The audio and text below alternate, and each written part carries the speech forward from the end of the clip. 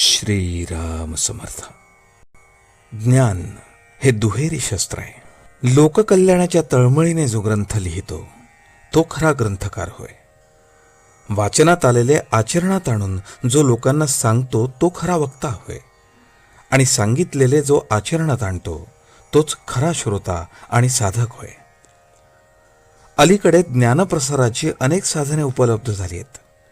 त्यामुळे नको त्या ज्ञानाचाही विस्तार झपाट्याने होतोय. ज्ञान हे एक प्रकारचे दुहेरी शस्त्र आहे. कोणत्याही ज्ञानाचा बरा वाईट उपयोग तो करणाऱ्यावर अवलंबून असतो. ज्ञान हे मुळात पवित्र आहे. जे ज्ञान नीती आणि धर्म यांच्या पायावर उभे असते ते जास्त प्रभावी असते. सर्वांचे एकमेकांवर प्रेम वाढेल आणि सर्वजण एकत्र येतील असे ज्ञान असावे. श्रीमंत गरीब, विद्वान अशिक्षित, लहान थोर, स्त्री पुरुष या सर्वांना एकमेकांबद्दल प्रेम, आदर आणि आपुलकी वाढेल असे ज्ञान व्यक्त झाले पाहिजे. द्वेष मत्सर वाढवेल, नीतिधर्माला फाटा देईल असे ज्ञान पुस्तकात नसावे. विद्वान शास्त्रज्ञ नवीन शोध लावून जगाला स्वार्थी आणि लोभी बनवतात आणि त्यामुळे सर्वनाश होतो.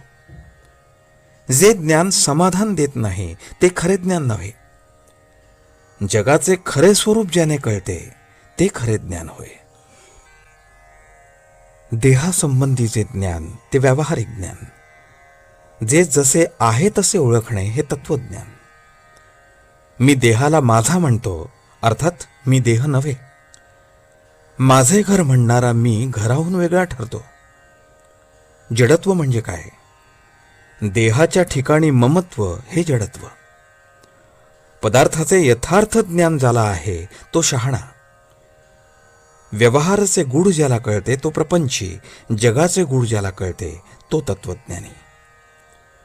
सूक्ष्माचे ज्ञान होणे यात सुख आहे. आत्मा हा समुद्र आहे तर जीव हा त्याचा अगदी लहान थेंब आहे. त्याची ओळख होऊन आत्म्याशी समरस होणे हेच खरे तत्वज्ञान आहे. ब्रह्म सत्यम जगन मिथ्या अशा ज्ञानाच्या गोष्टी कळायला कठीण असल्या तरी अभ्यासाने दीर्घकाळानंतर कळतील, पण नामाचे महत्त्व कळणार नाही. ते एक संतकृपेनेच कळते. नामावर विश्वास बसणे महाभाग्याचे लक्षण आहे. आपण बुद्धिभेदापासून सावध दूर राहिले पाहिजे. संत वचनावर विश्वास ठेवून अखंड नाम घ्यावे, त्यानेच समाधान लाभेल.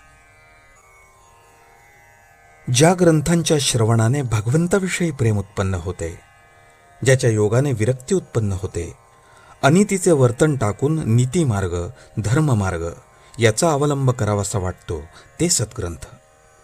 उदाहरणार्थ ज्ञानेश्वरी, दासबोध, नाथभागवत हे ग्रंथ सदोदित वाचून त्यांचे मनन करणे हेच फार जरुरीचे आहे. त्याने ईश्वर प्रेम उत्पन्न होते. आजचे बोधवचन. अत्यंत कठीण प्रमेय असलेले जगातले ग्रंथ वाचावे, पण शेवट अत्यंत सोप्यातले सोपे असे नामच घ्यावे. जानकी जीवन स्मरण. जय जय राम.